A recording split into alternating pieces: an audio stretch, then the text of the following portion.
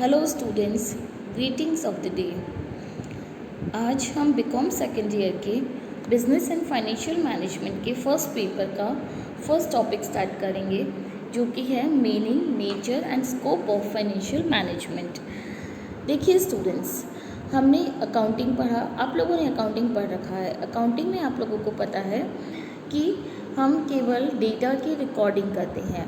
Means जो भी accounts में ट्रांजैक्शंस होते हैं हम उसको रिकॉर्ड करते हैं। रिकॉर्ड करने के बाद हम उसका लेजर क्लासिफिकेशन करते हैं। लेजर क्लासिफिकेशन से हम उसका ट्रायल बैलेंस बनाते हैं और हम ट्रेडिंग, पीएनएल और बैलेंस शीट की सहायता से उस बिज़नेस का प्रॉफिट कैलकुलेट करते हैं और उसकी फाइनेंशियल पोजीशन एस्टिमेट करते हैं।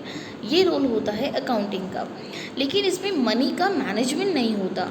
मीन्स मनी का क्या अपने इनफ्लो क्या आउटफ्लो हुआ है वो सिर्फ रिकॉर्ड करते हैं, लेकिन मनी कितना रिक्वायर्ड है, मनी कहाँ से आएगा और उसका कैसे यूटिलाइजेशन करना है, उस तरह का कोई फाइनेंस मैनेजमेंट हम अकाउंटिंग में नहीं पढ़ते हैं। इसलिए इसके लिए एक सेपरेट ब्रांच है, दैट इज़ फाइनेंशियल मैनेजमेंट। उसको हम इसमें पढ़ेंगे। तो हम स्टार्ट करते हैं। सबसे पहले हम पढ़ेंगे meaning of financial management. Financial management है क्या? देखिए, finance is the art and science of management of money. Means money के मैनेजमेंट की कला और विज्ञान को हम क्या कहते हैं? फाइनेंस। देखिए, what is art and what is science. आपके पास जो भी रिसोर्सेज अवेलेबल हैं उसको एकदम एफिशिएंसी और इफ़ेक्टिवली आप उसको यूटिलाइज़ करिए, मतलब कुशलता से आप उसको यूटिलाइज़ करिए। उसको हम कहते हैं art.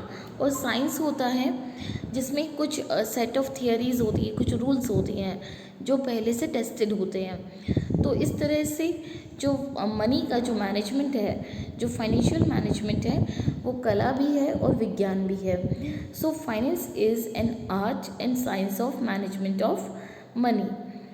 Financial management refers to the management of finance. और उसी फाइनेंस को मैनेज करने को हम क्या कहते हैं? Financial management. It is the effective and efficient utilisation of financial resources.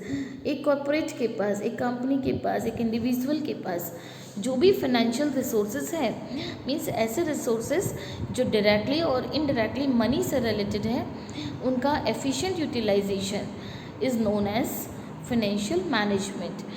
It means creating balance among financial planning, procurement of funds, profit administration and sources of fund. इसका जो मेन एम है वो क्या है? Creating a balance. बैलेंस किस में create करना है? फाइनेंशियल प्लानिंग में।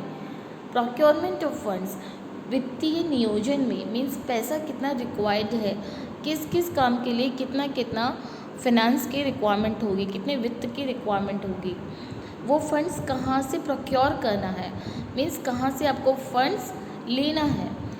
उसके बाद में प्रॉफिट एडमिनिस्ट्रेशन, कितना प्रॉफिट होना चाहिए जिससे कि हमारा जो भी पैसा आप बाहर से ले रहे हैं उसके ऊपर आप प्रॉपर रिटर्न दे सके। और उसके लिए सोर्सेज ऑफ फंड्स, फंड्स के विभिन्न स्रोत क्या क्या होंगे। So financial management is a balance among financial planning, procurement of funds, financial profit administration and sources of funds. अब देखिए, फिनांस फंक्शन की दो अप्रोचेज़ हैं। मीन्स जो वित्तीय कार्य है उसकी दो अप्रोचेज़ हैं, दो अवधारणाएं हैं। First is traditional approach and second is modern approach. Traditional means जो परंपरागत तौर पे चली आ रही है, और मॉडर्न जो अभी हाल ही के वर्षों में डेवलप हुई है। तो ये क्या है अप्रोचेस? देखिए, ट्रेडिशनल अप्रोच को कॉरपोरेशन फाइनेंस भी कहा जाता है। इसका मेनली जो चलन था वो 1920 से 1930 तक था। कॉरपोरेशन फाइनेंस मीन्स वित्त, निगमीय वित्त। Sorry, I am weak in Hindi. Corporation finance is निगमीय वित्त। उसके बाद में आता है only concern with procurement of funds on suitable terms. देखिए, जो फिनांस फंक्शन की जो परंपरागत अप्रोच है, यह अप्रोच जो है वो थोड़ा एक सीमित अवधारणा है, एक नैरो कॉन्सेप्ट है। इसमें हम प्रोक्योरमेंट ऑफ फंड्स के लिए ही मेनली ध्यान देते हैं। मतलब पैसा कहाँ से उठाना है, लोन कहाँ से लेना है, या फिर मार्केट में शेयर इशू करने हैं। मीन्स पैसा कहाँ से आएगा, इस पे ही मेन ध्यान दिया जाता है। इसकी लिमिटेशंस ये है कि ये एक आउटसाइडर लुकिंग अप्रोच है। मीन्स ये सिर्फ कॉरपोरेट जो भी आपका कंपनी है उसके बाहर की अप्रोच है। मतलब आप सपोज़ आपकी कंपनी में 5 करोड़ का पैसा चाहिए, तो वो 5 करोड़ का पैसा आपको बाहर कहाँ से लेना है। बाहर आपको डिबेंचर इशू करना है मार्केट में, आपको मार्केट में शेयर्स इशू करना है, या आपको बैंक से लोन लेना है, या आपको बॉन्ड्स इशू करनी है। तो आपको अपनी कंपनी के बाहर कहाँ से फंड्स लेना है, सिर्फ इसी के ऊपर ये ज़्यादा ध्यान देता है। इसलिए it is outsider looking approach. It focuses only on procurement of funds. जैसे ऊपर हमने पढ़ा आउटसाइडर लुकिंग मतलब बाहर से पैसा कहाँ से लेना है, तो it focuses only on procurement of funds, मतलब फंड्स कहाँ से प्रोक्योर करना है, फंड्स कहाँ से उठाना है। It ignores allocation of funds. वो फंड्स आप लेने के बाद अलोकेट कैसे करेंगे, कौन कौन सी एसेट्स में कितना कितना पैसा इन्वेस्ट करेंगे, कितना आप फिक्स एसेट्स में इन्वेस्ट करेंगे, कितना आप इन्वेस्ट करेंगे मार्केटेबल सिक्योरिटीज़ में, कितना गवर्नमेंट सिक्योरिटीज़ में, कितना फिक्स्ड इन्वेस्टमेंट्स आप करने वाले हैं, और कितना आप अपने बिजनेस में लिक्विडिटी रखने वाले हैं, करंट एसेट्स में कितना पैसा आप अलोकेट करने वाले हैं। So it ignores allocation of funds. There is no importance to routine financial problems. जो डे टू डे लाइफ में फाइनेंस से रिलेटेड जो प्रॉब्लम्स होती है, मीन्स आपको कितना डिविडेंड पे करना है, आपको कितना इंटरेस्ट पे डिबेंचर्स इशू करने हैं, आपको डिबेंचर और इक्विटी के बीच में क्या प्रपोर्शन रखना है, इन सब के बारे में हमारा ये जो अप्रोच है, ट्रेडिशनल अप्रोच, ये कंसर्न नहीं है। So this traditional approach is a narrow concept. ये बहुत ही संकुचित अवधारणा है जिसे कॉरपोरेशन फाइनेंस भी कहा जाता है। यह सिर्फ बाहर की तरफ ध्यान देता है कि बाहर फंड कहाँ से लेने हैं, इसमें कंपनी के अंदर फाइनेंस का मैनेजमेंट कैसे करना है, वित्त का नियोजन कैसे करना है, वित्त का प्रबंधन कैसे करना है, उसको ये इग्नोर करता है। मीन्स जैसे सपोज़ आपने सोचा कि मुझे बिज़नेस करना है, आपको लगा कि मुझे 5 लाख रुपए की ज़रूरत है। 5 लाख रुपए लेकर कहाँ से आने हैं, आपको फादर से लेने हैं, आपको अंकल से लेने हैं, या फिर आपको किसी फ्रेंड से बोरो करना है, या बैंक से लेना है। आपने सिर्फ इतना ही सोचा। उस 5 लाख का आप बिज़नेस में कैसे इन्वेस्टमेंट करेंगे, कैसे आप उसका मैक्सिमम यूटिलाइजेशन करेंगे, किस तरह से आप प्रॉफिट अर्न करेंगे, किस तरह से आप वापस इंटरेस्ट पे करेंगे, कितनी एसेट्स बाय करेंगे, ये आपने बिल्कुल भी प्लानिंग नहीं किया। तो ये हो जाएगी आपकी बिज़नेस स्टार्ट करने के ट्रेडिशनल अप्रोच। नेक्स्ट है मॉडर्न अप्रोच। मॉडर्न अप्रोच जो आधुनिक अवधारणा है, जो अभी इन्हीं हाल ही के वर्षों में जिसका इजाद हुआ है, that is modern approach. Modern approach एक विस्तृत अवधारणा है जो कि प्रोक्योरमेंट के साथ साथ इफ़ेक्टिव यूटिलाइजेशन ऑफ फंड्स पे भी फोकस करता है कि हम फंड्स को ले तो आएंगे, लेकिन फंड्स का effective utilisation. Look, utilisation and effective utilisation दोनों बातों में डिफरेंस है। क्या डिफरेंस है? सॉरी, कि जैसे सपोज़ आप मार्केट गए और आपने 500 की शॉपिंग कर ली, लेकिन 500 की इफ़ेक्टिव शॉपिंग करना और केवल 500 की शॉपिंग करना, देयर इज़ अ डिफरेंस। आप किसी चीज़ को मोल भाव करके बिल्कुल वाजिब दाम पे ख़रीद के लेके आते हैं, वो होती है इफ़ेक्टिव शॉपिंग। और आपको किसी ने महंगे पैसे बताए, ज़्यादा रेट बताई, आपने उसी रेट पे उसको ख़रीद लिया, तो वो शॉपिंग तो है लेकिन वो इफ़ेक्टिव शॉपिंग नहीं है। आप अपने पैसे का पूरा यूटिलाइजेशन जहाँ पे करते हैं उसे हम कहते हैं effective utilisation of funds. So this modern approach is concerned with effective utilization of funds simultaneously with procurement of funds. It covers financial planning, means आप पहले वित्त का नियोजन करेंगे कि कितना वित्त रिक्वायर्ड है। उसके बाद आप फंड्स रेज करना, मतलब बाहर से फंड्स लेना, शेयर्स इशू करना, डिबेंचर्स इशू करना और लोन लेना, मतलब फंड्स को रेज करना, मतलब पैसा उठाना बाहर से। उसके बाद है अलोकेशन ऑफ फंड्स, फंड्स को असेट्स में इन्वेस्ट करना, और उसके बाद में फाइनेंशियल कंट्रोल, कि कहीं किसी पैसे की बर्बादी तो नहीं हो रही है, कहीं आपका पैसा किसी ऐसी चीज़ में तो नहीं लगा हुआ है जहाँ पे वो आपको प्रॉफिट भी नहीं दे रहा, या फिर वेस्टेज हो रहा है, ब्लॉकेज हो रहा है आपका मनी, या फिर जहाँ पे आपको मनी लगाने की रिक्वायरमेंट नहीं थी, आपने कोई ऐसी एसेट्स बाय कर ली, ऐसी कोई मशीनरी बाय कर ली जो आपने सपोज 1 करोड़ रुपए में खरीदी और जिससे आपको प्रोडक्शन से उतना बेनिफिट नहीं हो रहा जितना आपने उसमें इन्वेस्ट कर रखा है। सो आप किस रेट पे मार्केट से फंड रेज कर रहे हैं और वो फंड आपको कितना पे आउट कर रहे हैं, कितना रिटर्न दे रहे हैं। सो इसमें एक मैचिंग होना चाहिए, इसमें एक बैलेंस होना चाहिए। So this is known as financial control, वित्तीय नियंत्रण, मतलब वित्त पे नियंत्रण होना भी आवश्यक है। So this modern approach covers financial planning, raising of funds, allocation of funds and financial control. उसके बाद में आता है it considers 3 basic management decisions. इसमें मैनेजमेंट के 3 बेसिक डिसीजंस को हम कवर करते हैं। First is investment decisions, financing decisions and dividend decisions.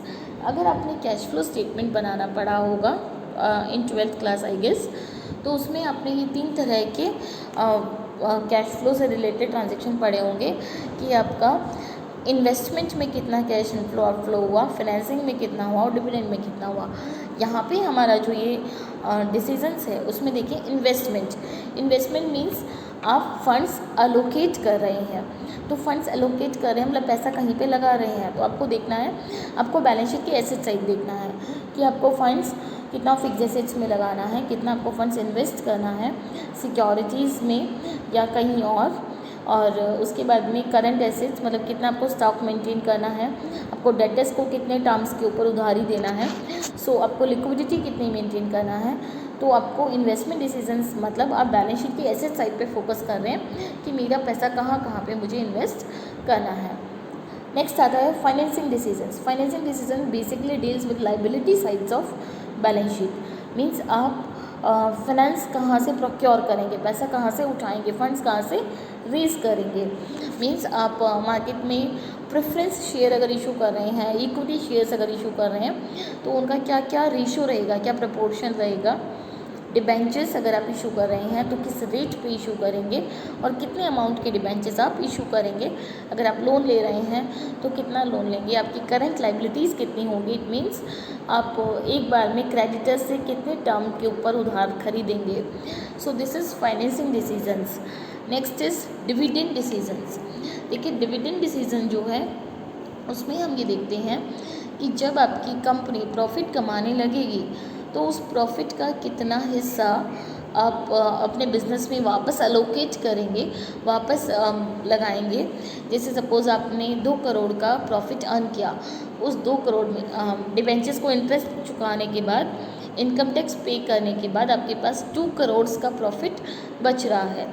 तो आप चाहें तो पूरा 2 करोड़ डिविडेंड में डिस्ट्रीब्यूट कर सकते हैं शेयर होल्डर्स को, आप चाहे तो उसको रिटेन कर सकते हैं, जिसको हम कहते हैं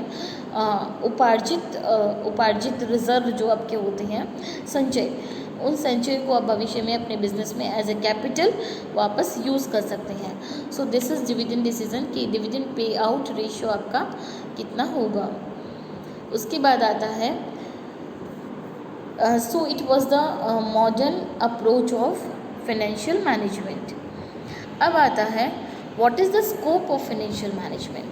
फाइनेंशियल मैनेजमेंट का स्कोप क्या है, आप इसमें क्या क्या चीज़ें कवर करते हैं। तो जिस तरह से हमने मॉडर्न अप्रोच में पढ़ा कि हम क्या क्या कवर करते हैं, वही सब ऑलमोस्ट हमारा जो फाइनेंशियल मैनेजमेंट का स्कोप है, क्षेत्र है। इसमें देखिए सबसे पहले आता है एस्टिमेटिंग फाइनेंशियल रिक्वायरमेंट्स। जो भी आपकी कंपनी की फाइनेंस से रिलेटेड रिक्वायरमेंट्स है एक पर्टिकुलर फाइनेंशियल ईयर में 1 अप्रैल से लेकर 31 मार्च तक आपको कितना फंड्स की रिक्वायरमेंट है। ये ज़रूरी नहीं है कि आप एनुअली ही एस्टिमेट करें, आप एक लॉन्ग टर्म एस्टिमेट भी कर सकते हैं, क्योंकि कुछ जो आपके शेयर्स, डिबेंचर्स या लॉन्ग टर्म लोन्स होते हैं वो आपकी लॉन्ग टर्म फाइनेंशियल नीड्स को पूरा करते हैं। सो आप देखेंगे कि करंट एसेट्स, करंट लायबिलिटी मतलब आपको लिक्विडिटी कितनी मेंटेन करना है, और उसके अलावा आपको ये देखना है कि आपकी लॉन्ग टर्म फाइनेंशियल नीड्स कितनी हैं, आपको किस पर्टिकुलर आइटम में इन्वेस्ट करने के लिए कितना फंड रिक्वायर्ड है। सो आपकी एक्सपेंशन की प्लानिंग क्या है, आपको नया ब्रांच अगर ओपन करना है, आपको अगर नए प्रोडक्ट अगर लॉन्च करने हैं, नई मशीन बाई करनी है, so what are your financial requirements, आपको वित्त की कितनी आवश्यकता है। सेकेंड पॉइंट इसमें आता है डिसाइडिंग कैपिटल स्ट्रक्चर, मीन्स आपका जो लायबिलिटी साइड है उसमें कैपिटल स्ट्रक्चर क्या होगा। ऐसा नहीं है कि आप पूरा पैसा सिर्फ लोन से ही उठाएंगे, आप ये देखेंगे कितने रुपए के मुझे शेयर्स इशू करना है, उसमें भी कितना इक्विटी होगा और कितना प्रेफरेंस होगा। सबके प्रोज और कॉन्स होते हैं, सबके कुछ फ़ायदे हैं कुछ नुकसान हैं, आप उसको एनालाइज करके अपना कैपिटल स्ट्रक्चर बनाएंगे और आप सेलेक्ट करेंगे अपना सोर्स ऑफ फाइनेंस, मीन्स मुझे किस सोर्स से पैसा प्रोक्योर करना है। मीन्स अगर आपने सोचा कि मुझे लोन लेना है तो लोन आप कहाँ से लेंगे, या फिर आपका जो आउटसाइडर लाइबिलिटीज़ है इसमें कितना लोन होगा और कितने डिबेंचर्स होंगे। So selecting a source of finance कि आप किस सोर्स से अपना मनी प्रोक्योर करेंगे। उसके बाद selecting the pattern of investment, जैसे हमने पहले पढ़ा बैलेंस शीट की एसेट साइड, कितनी फिक्स एसेट्स होगी, फिक्स एसेट्स में भी कितना लैंड, कितना बिल्डिंग, किस अमाउंट का लैंड आप बाई करेंगे। बिल्डिंग अगर आपको बना बनाया बिल्डिंग ले रहे हैं फैक्ट्री का तो आपका क्या बजट लेकर चल रहे हैं, अगर आप कंस्ट्रक्शन करवा रहे हैं तो आप क्या बजट लेकर चल रहे हैं, आप कितना पैसा इन्वेस्ट करके रखेंगे, उसके अलावा करंट एसेट्स आप कितनी मेंटेन करेंगे। सो this is this pattern of investment जो आपको सेलेक्ट करना है। उसके बाद में आता है कैश मैनेजमेंट, कैश का कितना इनफ्लो होने वाला है, कितना आउटफ्लो होने वाला है, उसमें से कितना कैश आपका ऑपरेटिंग एक्टिविटीज़ जो आपका डे टू डे आप बिज़नेस ऑपरेट करेंगे उसमें यूज़ होने वाला है, कितना आपका इन्वेस्टिंग एक्टिविटीज़ में यूज़ होने वाला है, और कितना आपका फाइनेंसिंग एक्टिविटीज़ मतलब interest on debentures, interest on loan, उसके अलावा डिविडेंड आप जो पे करेंगे, ये सब आपका क्या है financing activities. So this is known as cash management. अब आता है प्रॉफिट मैनेजमेंट। प्रॉफिट मैनेजमेंट, जब एक कंपनी प्रॉफिट अर्न करती है तो हमने पढ़ा कि प्रॉफिट जो है वो कंपनी चाहे तो पूरा डिविडेंड में डिस्ट्रीब्यूट कर सकती है। ये प्रॉफिट हम जो बात कर रहे हैं वो है इंटरेस्ट जो डिबेंचर्स का और जो लॉन्ग टर्म कैपिटल का जो लॉन्ग टर्म लोन्स का जो भी इंटरेस्ट है उसको पे करने के बाद और कॉर्पोरेट इनकम टैक्स पे करने के बाद जो प्रॉफिट बचता है उसमें से कितना डिविडेंड पे करना है और कितना रिजर्व बनाना है वापस फ्यूचर में बिजनेस में इन्वेस्ट करने के लिए। सो this is profit management. Next is ensuring liquidity, means देखिए एक बिज़नेस के पास में एक एडिक्वेट लिक्विडिटी पर्याप्त तरलता होना बहुत ज़रूरी है। इसका मतलब ये हुआ कि आपके पास में ऐसे कैश, बैंक और मार्केटेबल सिक्योरिटीज़ होना ज़रूरी है जो कि इजीली कैश में कन्वर्ट करी जा सके। लिक्विडिटी पर्याप्त होने से आशय हमारा ये है कि कभी ऐसा ना हो कि आपके पास कैश शॉर्टेज पड़ जाए और ऐसा भी ना हो कि आपके पास इतना ज़्यादा कैश रखा हो कि आप उसके ऊपर मिलने वाले इंटरेस्ट का बेनिफिट खो दें। So your liquidity should be adequate, पर्याप्त होना चाहिए, आवश्यकता से अधिक भी नहीं लेकिन आवश्यकता से कम भी नहीं होना चाहिए। फिर आता है मीटिंग स्टैट्यूटरी रिक्वायरमेंट्स, जो भी लीगल रिक्वायरमेंट्स है, जो भी कानूनी बाध्यताएं हैं, लाइक आपको इतना टैक्स पे करना है, इतना आपको गवर्नमेंट को रॉयल्टी पे करना है या इतना बिल्स पे करना है, इतना पेनल्टी पे करना है, वो सारी आपकी जो भी स्टैट्यूटरी रिक्वायरमेंट्स है, रजिस्ट्रेशन चार्जेस आप पे करते हैं, आप स्टैम्प ड्यूटी पे करते हैं, तो वो सब भी आपको इसमें फाइनेंशियल मैनेजमेंट में हम पढ़ेंगे कि हमें कितना फाइनेंस उसके लिए रिक्वायर्ड होगा। उसके बाद आता है generation and mobilisation of funds. सारी प्लानिंग करने के बाद आता है कि एक्चुअली जो रिसोर्सेज हैं, रिसोर्सेज जनरेट करना और रिसोर्सेज का मोबिलाइजेशन।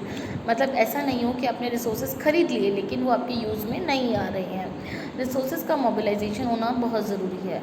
जैसे आपने किसी चीज़ का प्रोडक्शन करके स्टॉक बना लिया, फिनिश गुड्स का स्टॉक आपके पास बन गया, लेकिन क्या एक बार स्टॉक बनाने से आपका पर्पस सॉल्व हो गया? नहीं, वो आपका फिनिश गुड्स का स्टॉक सेल होना चाहिए, आपके पास में वापस कैश आना चाहिए, कस्टमर की फिर से डिमांड आनी चाहिए, फिर से प्रोडक्शन होना चाहिए और फिर से स्टॉक क्रिएट होना चाहिए.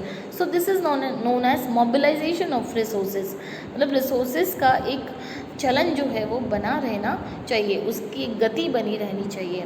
So these all are included in financial management. This is the scope of financial management. Next lecture में हम कवर करेंगे what is the importance and what are the limitations of financial management. Okay students, thank you.